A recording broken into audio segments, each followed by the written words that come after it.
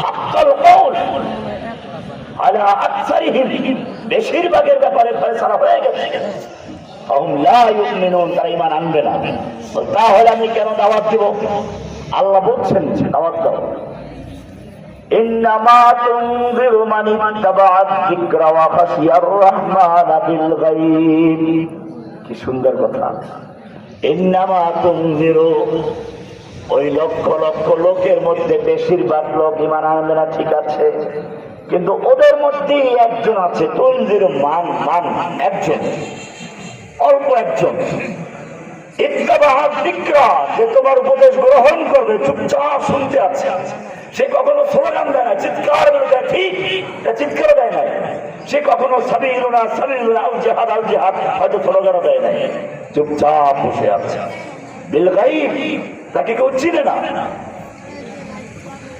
তুমি তাকে সাবধান, তাকে দাওয়াত দাও, সে তোমার দাওয়াত গ্রহণ করবে। দেখুন, সামনে আলোচনা করতে করতে আল্লাহ বলেছেন, إذ أرسلنا إليهم اثنين فكذبوهما, ওই জনপদের কাছে আমি দুইজন রাসূল পাঠাইলাম, তাদেরকে তারা অবিশ্বাস করলো, মিথ্যা বলে উড়িয়ে দিল। فعززنا بثالث, তৃতীয় আরেকজন রাসূল পাঠালাম, তাকেও তারা অবিশ্বাস করলো। সেই সময় ওই যে ইন্নামা তুনযিরু মান ইত্তাবা'a যিকরা ওয়া খাশিয়ার রাহমানা বিল গায়ব, সেই অপরিচিত লোকটা দৌড়ে এলো। وجاء من أقصى المدينة رجل يسعى, একজন লোক দৌড়ে এলো। قال يا قوم اتبعوا المرسلين, হে আমার কওমের লোকেরা, তোমরা মুরসালিনদের কথা শুনো, রাসূলদের কথা শুনো। এটা এরকম, হয়তো আমি এক জায়গায় গিয়ে দাওয়াত দেওয়া শুরু করলাম, কেউ চিনে না আমাকে, ওই এলাকারই একজন লোক আমাকে চিনে, ওই এলাকার যুবকদের বন্ধু বান্ধব বলতো, সে গিয়ে বলে, আরে কি করছো তোমরা, এটা জানো না যে সমুদ্রের রহমানি এসে গেছে, ওনার কথা শুনো। তখন ওই লোকেরা শুনবে, কারণ সে তাদের পরিচিত লোক। আপনার ভূমিকা এটাই বলা হয়েছে, প্রত্যেকটা এলাকায় একজন সেই লোক দরকার, রাজুলুন ইয়াসআ। প্রত্যেক এলাকায়, প্রত্যেক জনপদে একজন যুবক তৈরি হবে, যাদের কাজ হবে মানুষকে ওলামায়ে কেরামদের সঙ্গে জুড়ে দেওয়া। এই লোকটা তাই করেছে। এটাই দায়ীদের বৈশিষ্ট্য। একজন দায়ীকে মনে রাখতে হবে। আল্লাহ সুবহানাহু ওয়া তাআলা কোরআনে অনেকগুলো আয়াত নাযিল করে বলেছেন, বৃষ্টির সঙ্গে তুলনা করেছেন।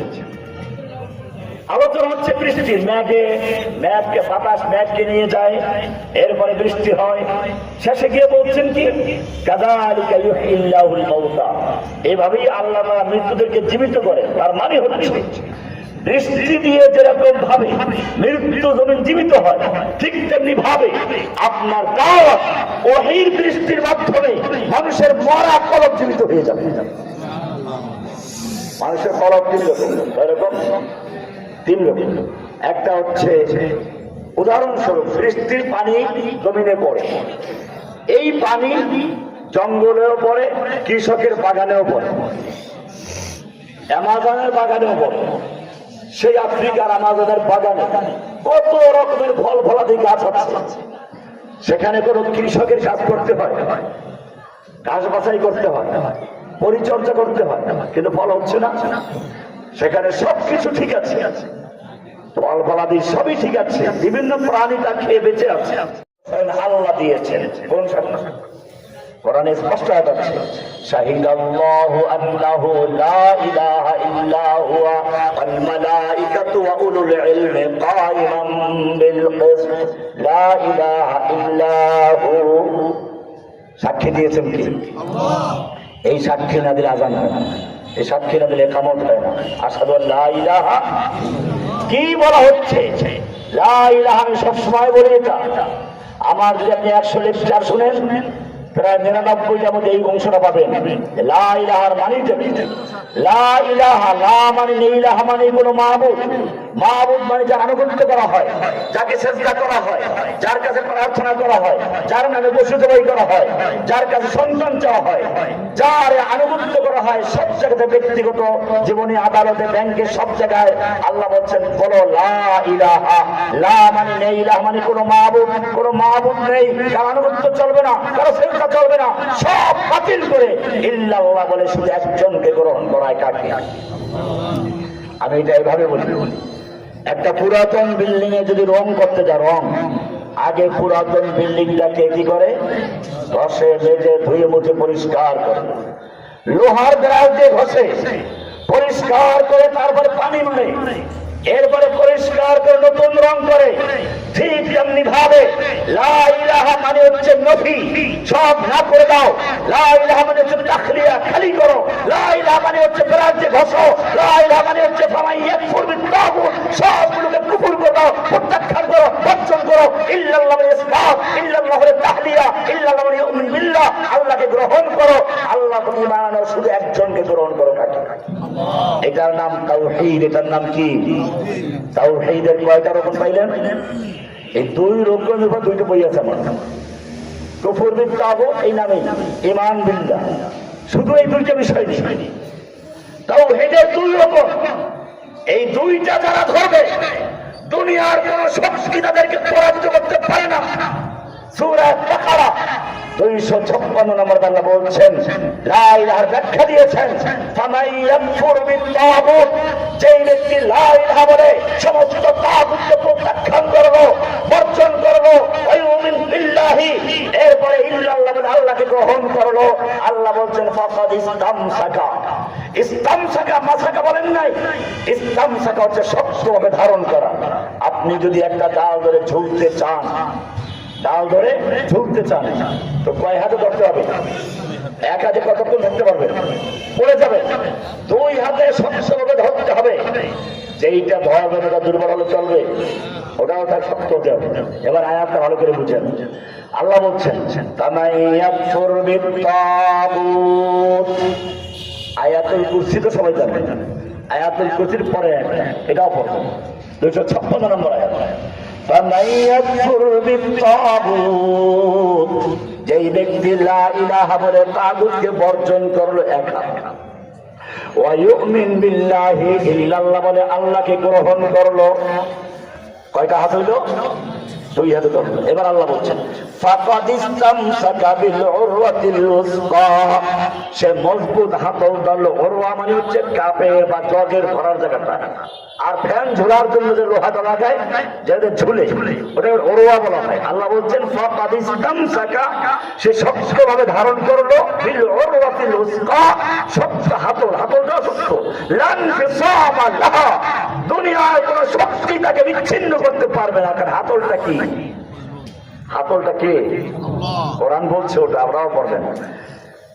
আলাম তারা কাইফা দারাবাল্লাহু মাসালান কালিমাতান তাইয়্যিবাতান কাশাজারাতিন তাইয়্যিবা আসলুহা সাবিতুন ওয়া ফারউহা বিস-সামা। এটা লা ইলাহা ইল্লাল্লাহ। ফাকাদ ইসতামসাকা বিল উরওয়াতিল উসকা লান ফিসামা লাহা, কারণ তার মাওলা আছেন কে? তার ভয় কিসের? এটাই কোরআনে বিভিন্ন জায়গায় বলেছেন, যালিকা বিআন্নাল্লাহা মাওলাল্লাযীনা আমানু ওয়া আন্নাল কাফিরিন লা মাওলা লাহুম। এই যে এখন নির্বাচনের সময় দেখবেন একটা স্লোগান প্রায় উচ্চারণ হবে, এই নেতা আছে, একটা চিৎকার মারে, তো বাকি আছে কোন সে নেতা? শুধু অমুক নেতা। আল্লাহ বলেন না, ওদের নেতা নেই, ওরা যতই বলে অমুক নেতা নাই। যালিকা বিআন্নাল্লাহা মাওলাল্লাযীনা আমানু, মুমিনদের মাওলা আছে, মুমিনদের অভিযোগ আছে। আল্লাহ সুবহানাহু ওয়া তাআলা ওয়া আন্নাল কাফিরিনা লা মাওলা লাহুম, ওরা যতই দাবি করে আছে, আল্লাহ লা মাওলা লাহুম, ওদের কোনো নেতা নেই, ওদের কোনো সাহায্যকারী, ওদের কোনো অভিভাবক নেই, কিচ্ছু নাই। কে বলেছে?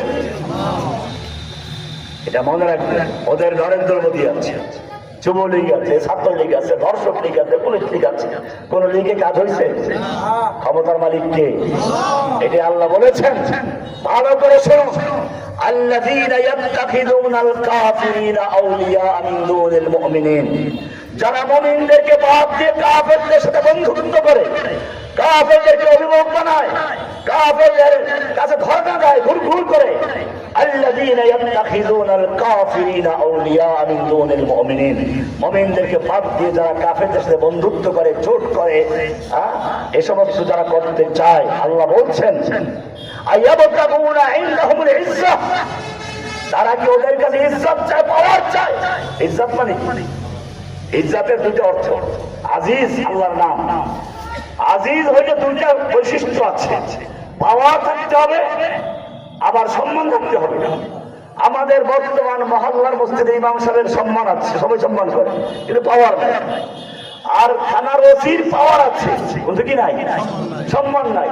এই দুইটা একাত্র হয়ে তাকে বলা হয় কি আজিজ। এইখানে কোরআনে বারবার বলে তানজিল আল আজিজ। এখানেও বলছে আইয়াবুল্লাহুনা ইনদাহুল ইজ্জাহ, তারা কি ওদের কাছে ইজ্জত চায়, সম্মান চায়, পাওয়ার চায়। ফাইনাল ইজ্জাতা লিল্লাহি জামিআ, সমস্ত পাওয়ারের পাওয়ার হাউসকে, পাওয়ার হাউসকে আল্লাহ। এজন্য মনে রাখবেন আল্লাহ সুবহানাহু ওয়া তাআলা আমাদের একটা সংবিধান দিয়েছেন, তার নাম কি কোরআন। তার নাম কি? এই কোরআনটা দেওয়ার ক্ষেত্রে আগের যুগের লোকেরা আসমানি কিতাবগুলো কুক্ষিগত করে রেখেছে। এজন্য পাথরে আল্লাহ তাআলা লিখে দেন নাই মুসাকে যেভাবে দিয়েছিলেন, কাঠের টুকরা দেন নাই, কাগজে বা চামড়া দেন নাই, যাতে করে কেউ ব্যক্তি মালিকেরা বানিয়ে সাধারণ মানুষকে যেন ওই কি করে অধীনস্থ করতে না পারে, গোলাম বানাতে না পারে। আল্লাহ রাব্বুল আলামিন সেজন্য কোরআনকে হেফাজত করার দায়িত্ব নিজে নিয়েছেন। কোরআনকে হেফাজত করার কথা আল্লাহ নিজে বলেছেন, ইন্না নাহনু নাযালনা যিকরা ওয়া ইন্না লাহু লাহাফিজুন। আমি সংরক্ষণ করব, আমি নাযিল করেছি, আমি হেফাজত করবো। ইলাহুল আলামিন কেমনে হেফাজত করবে তুমি? আমি হেফাজত করার জন্য কাগজের টুকরা না, কাঠের টুকরা না, পাথরের টুকরা না, বাক্স না, হেফাজত করার জন্য মুমিন বান্দাদের কলবকে নির্বাচন করেছি। কলব, এত বড় কলব কোরআন কিভাবে কলব ধারণ করবে? তুমি তো বলেছ ইন্না সানুলকি আলাইকা কওলান সাকিরা, এক ভারী কোরআন নাযিল করছি। আবার বলেছ লাউ আনজালনা হাযাল কোরআন আলা জাবাল, এই কোরআন যদি পাহাড়ে নাযিল করা হতো লারাআইতাহু খাশিআম মুতাসাদ্দিআম মিন খাশিয়াতিল্লাহ, পাহাড় চূর্ণ বিচূর্ণ হয়ে যেত। এই কোরআন কি করে আমাদের সিনায় নাযিল করবে? আল্লাহ বলছেন সূর্যের আলো চাঁদে পড়ে না, ঠান্ডা হয়ে তারপর রাতে কোথায় আসে? দুনিয়াতে আসে। কোন কষ্ট হয়? আল্লাহ রাব্বুল আলামিন কোরআনের এই ভারী কোরআনকে আল্লাহর নবীর সিনায় নাযিল করে ঠান্ডা করেছেন। এখান থেকে হাফেজদের সিনায় স্থানান্তর করেছেন। আর নবীর সিনাকে আল্লাহ সেভাবে তৈরি করেছেন, আলাম নাশরাহ লাকা সাদরাক, সিনা চাক করেছেন, এইভাবে প্রস্তুত করেছেন। এই জন্য মনে রাখতে হবে কোরআন আমাদের সংবিধান, কোরআন আমাদের কিতাব। এই কোরআনকে যদি আমরা ব্যক্তি জীবন থেকে পারিবারিক, রাষ্ট্রীয় সব জায়গায় গঠন করতে পারি, তৈরি প্রতিষ্ঠা করতে পারি, এটাই মুসলিমদের আবার হারানো ইজ্জত ফিরে আসতে পারে। আর যদি শুধু কোরআন পড়ি আর মনে করি যে না আমাদের আর কোনো কাজ নেই, কোরআন রাষ্ট্র চালাবার কোনো দরকার নেই, তাহলে মনে রাখতে হবে কোরআন আমাদের একটা ভিন্ন নাম দিয়েছে। সূরা নিসা 60, 61, 65 তিনটা পড়া। কোন সূরার? নিসা 4 নম্বর সূরা 61, 60, 61, 65। 60 নম্বরে আল্লাহ বলছেন কি? আলাম তারা ইলাল্লাযীনা ইয়াজউমুনা আন্নাহুম আমানু বিমা উনজিলা ইলাইকা ওয়া মা উনজিলা মিন ক্বাবলিক। হে নবী, আপনি কি ওই সমস্ত লোকদেরকে দেখেন নাই যারা দাবি করে, ইয়াজউমুনা, যারা দাবি করে, আন্নাহুম আমানু বিমা উনজিলা ইলাইকা ওয়া মা উনজিলা মিন ক্বাবলিক, আপনার প্রতি নাযিলকৃত কিতাবের প্রতি ঈমান এনেছে, আপনার আগে যত কিতাব সব কিতাবে না ঈমান এনেছে, এই দাবি করে। কিন্তু যখন বলা হয় আদালত চালাও কোরআন দিয়ে, সংসদ চালাও কোরআন দিয়ে, না না ইউরিদুনা ইলা মা আনজালাল্লাহু ইলার রাসূল, এতক্ষণ মাহফিলের সভাপতি হয়ে প্রধান মেহমান হয়ে লেকচার দিল, এই কোরআন অনেকেই সেই বক্তব্য দিল না। যখন আপনি বলবেন, আল্লাহ বলছেন ওয়াইদা কিলা লাহুম, যখন এই লোকগুলোকে বলা হয় ঠিক আছে তুমি কোরআন মানো, কোরআন পড়ো, আসমানি কিতাব সব বিশ্বাস করো, কোরআন পড়া ছাড়া নাকি চাও খাও না, সকালে নাস্তাও করো না, ঠিক আছে, তাআলাউ ইলা মা আনজালাল্লাহু ইলার রাসূল, আল্লাহ যে কিতাব নাযিল করেছেন, আল্লাহর রাসূলের সুন্নাহর দিকে আসো, আল্লাহর নাযিলকৃত কিতাবের দিকে আসো, এটা দিয়ে শাসন করি, দেশ চালাই, আদালত চালাই, সংসদ চালাই, ডিসিশন বাতিল করো। তখন তাদেরকে দেখবা রাআইতাল মুনাফিকিনা ইয়াসুদ্দুনা আনকা সুদুদা, আপনি দেখবেন আস্তে মুনাফিক গুলো মাথাটা ঝুঁকে উঠে চলে গেছে। বক্তাদের প্রধান বক্তার অপেক্ষা করে তারা কিন্তু বক্তব্য দেওয়ার জন্য, আর প্রধান বক্তা বয়ান শুরু করলেই পালায় তাড়াতাড়ি। কেন জানেন? কারণ জানে এখন প্রধান বক্তা যা বলবে এটা তারা মানতে রাজি না। আবার প্রধান বক্তার আগমন অপেক্ষা করে কি জন্য? বক্তব্য শুনলে নাকি ওর বক্তব্য শুনলে নাকি ওর বক্তব্য শোনার জন্য পাবলিক আসে নাকি? বোঝেন না আমি কি বলছি? এই খেয়াল রাখবেন, যখনই দেখবেন কোন জায়গায় এই সমস্ত ফালতু করতে আসে, ওই টাকা দিতেন, কোন সুদা করেন, হাইটে যদি আসেন, ওটার মধ্যে বসতে বানাতে বসতেন। আল্লাহ পরিষ্কার চরিত্র তুলে ধরেছেন।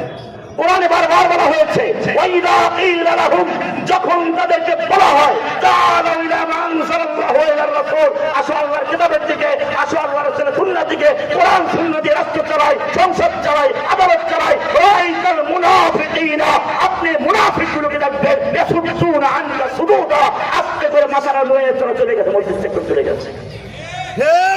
এরপরে আল্লাহ 65 নামাজে বলেছেন, ফালা ওয়া রাব্বিকা লা ইউমিনুন, না আপনার রবের কসম তারা মুমিন নয়। কে বলেছেন? হাত্তা ইউহাক্কিমুকা ফীমা শাজারা বাইনাহুম, যতক্ষণ পর্যন্ত তাদের পারস্পরিক মামলা মোকদ্দমার ক্ষেত্রে, বিচার ফয়সালার ক্ষেত্রে আপনার আদালতে বিচার না নিয়ে আসবে, তার মানে কোরআন সুন্নাহর রাষ্ট্র কায়েম না করে, বিচার ফয়সালা আদালত কায়েম না করবে, তারপরে সুম্মা লা ইয়াজিদু ফি আনফুসিহিম হারাজাম মিম্মা কাদাইতা, কোরআন সুন্নাহ যেই বিধান দিবে, যেই শাসন দিবে, যেই ফয়সালা দিবে, আপনি যেই ফয়সালা দিবেন, এই ব্যাপারে তাদের মধ্যে কোনো সংশয় থাকতে পারবে না। সম্পূর্ণভাবে আনুগত্য করবে, এটা না করা পর্যন্ত সে মুমিন নয়। সেজন্য আমার সংক্ষিপ্ত বক্তব্য এখানে শেষ করেছি, যেহেতু বেশিরভাগই ওলামায়ে কেরাম আপনারা দায়ীরা আছেন। মনে করুন আমরা বন্যার সময় প্রায় একটা শব্দ শুনি, বিপদ সীমার উপর দিয়ে পানি অতিক্রম করছে। তার মানে পানির একটা সীমানা আছে, সে এই গতিতে চলবে। এই সীমানা অতিক্রম করে যখন উপরে চলে আসে, তাকে বলা হয় কি? বিপদ সীমা অতিক্রম করেছে, সীমানা অতিক্রম করেছে। এই শব্দটা কোরআনে আছে। নূহ আলাইহিস সালামের তুফানের প্রসঙ্গে আছে, ইন্না লাম্মা তাগাল মাউ, পানি যখন তগা সীমা অতিক্রম করলো, বিপদ সীমা অতিক্রম করে পানি যখন উপরে চলে আসলো, হামালনাকুম ফিল জারিয়া, আমি তোমাদের তখন নৌকায় উঠিয়ে নিলাম। এখানে তগা শব্দ আছে, ফিরআউনও তগা করেছে। কি তগা করলো? মূলত মানুষের সীমানা হচ্ছে দাসত্বের সীমানা। মানুষের সীমানা কি? আর আল্লাহর সীমানা কি? মাহবুব। আল্লাহ হচ্ছে মাহবুব, আর বাকি সমস্ত মাখলুক হচ্ছে কি? আবদ। তাহলে বান্দার সীমানা হচ্ছে দাসত্বের সীমানা, সে দাসত্ব করবে। আর মাহবুব হচ্ছেন কে? আল্লাহ।